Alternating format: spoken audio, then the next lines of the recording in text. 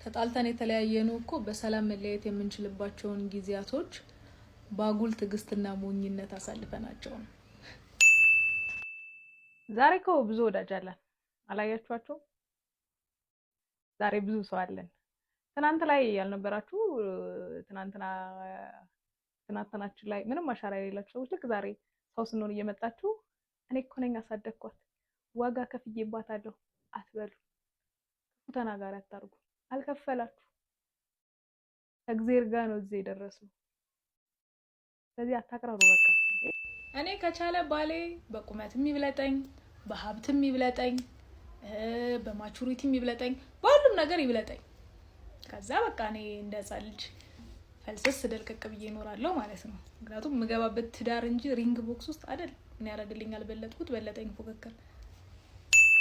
ለምንድነው እንደ ኩዮችሽ ቀልጠፌ ማትዩ? ምን ነው ወገብሽ አይሰራም እንደ እንጨት እንደዋጠ ሰው?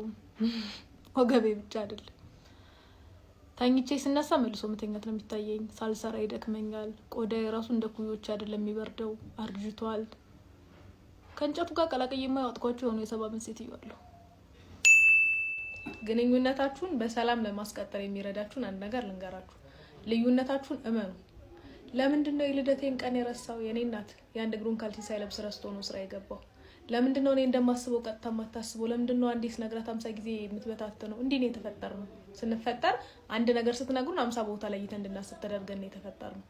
ልዩነታችሁን እመኑ፣ በሰላም ትኖራላችሁ።